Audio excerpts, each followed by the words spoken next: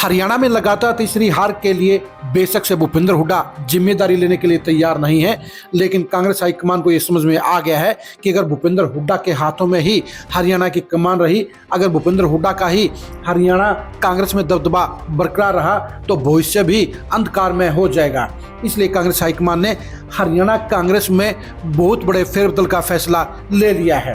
हरियाणा कांग्रेस में क्या फेरबदल होगा, किसकी छुट्टी होगी, किसको नया तोहफा मिलेगा और हरियाणा में कांग्रेस किस ट्रैक पर आगे बढ़ेगी, ये जानने के लिए आज की इस खरी खरी खबर को आप जरूर देखिए।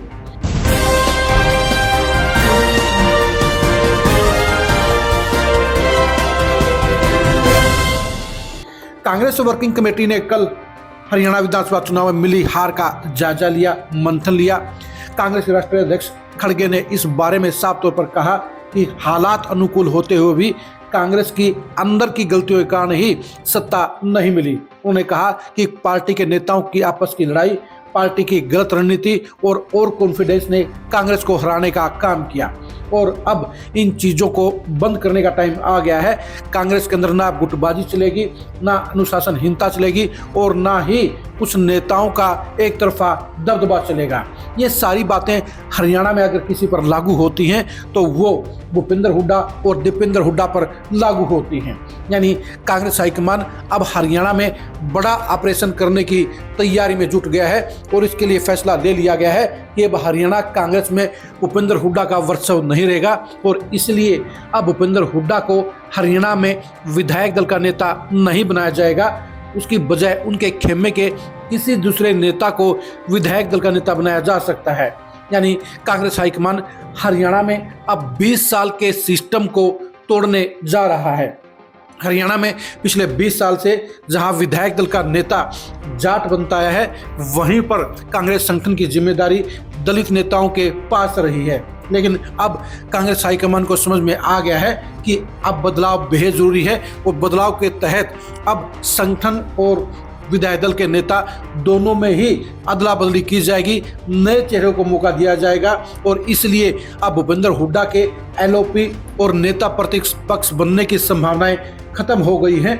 भूपेंद्र हुड्डा को दूसरा झटका ये भी लगेगा कि उनके खासम खास उदय भान को भी हटाने का फैसला ले लिया गया है और उनकी जगह अब किसी नए नेता को जिम्मेदारी देने का काम किया जाएगा। पहली जो सूचना आ रही है वो सूचना ये आ रही है कि उदय भान की छुट्टी करके अब शैलजा खेमे के किसी नेता को प्रदेश अध्यक्ष बनाया जाएगा और वो कोई जाट नेता हो सकता है। विरोधी नेताओं में जाट नेता सबसे ऊपर रणदीप सुरजेवाला हैं, वो राज्यसभा के सांसद हैं। ऐसे में उनके प्रदेश अध्यक्ष बनने की संभावना बेहद प्रबल हो गई है क्योंकि कांग्रेस हाईकमान ऐसा नहीं कर सकता कि दोनों पदों में से एक पर भी जाट नेता को न बैठाया जाए, क्योंकि इसमें हरियाणा में जाट वोटर ही कांग्रेस के साथ में सबसे ज़्यादा है। ऐसे में कांग्रेस हाईकमान जाटों को अपने साथ जोड़े रखने के लिए दोनों पदों में से एक पद जाट समुदाय के नेता को जरूर देगा। ऐसे में भूपेंद्र हुड्डा को एलओपी नहीं बनाए जाने के बाद अब प्रदेश अध्यक्ष के तौर पर रणदीप सुरजेवाला की लॉटरी लग सकती है। वो हरियाणा कांग्रेस के नए चौधरी बन सकते हैं।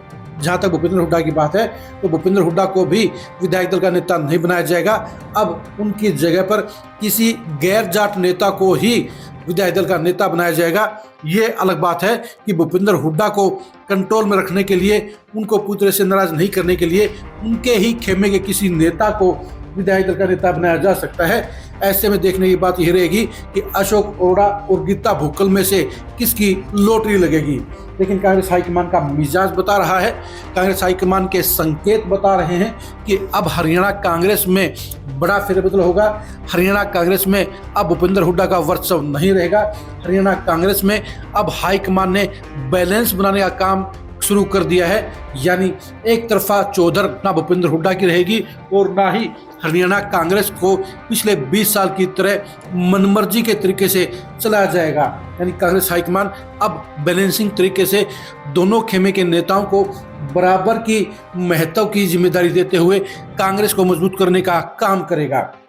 ऐसे में अगर भूपेंद्र हुड्डा को एलओपी नहीं बनाया जाता है तो उनके रस्सू को बड़ा झटका लगेगा, उनकी फ्यूचर पॉलिटिक्स को बड़ा झटका लगेगा और दीपेंद्र हुड्डा को सीएम बनाने की उनकी हसरत अधूरी रह जाएगी, क्योंकि भूपेंद्र हुड्डा ये चाहते हैं कि 2029 तक हरियाणा कांग्रेस में उनका वर्चस्व बरकरार रहे, हरियाणा कांग्रेस में उनकी चौधर बरकरार रहे और वो 2029 का चुनाव भी अपने हिसाब से लड़े, अपनी अगुवाई में लड़े और बेटे दीपेंद्र को सीएम बनाने का काम अंजाम तक पहुंचाने का काम करें। आप हरियाणा कांग्रेस में होने वाले परिवर्तन के बारे में क्या सोचते हैं, कमेंट करके जरूर बताइए। हरियाणा में विधायक दल का नेता कौन बनना चाहिए, ये भी कमेंट करके जवाब जरूर बताइए।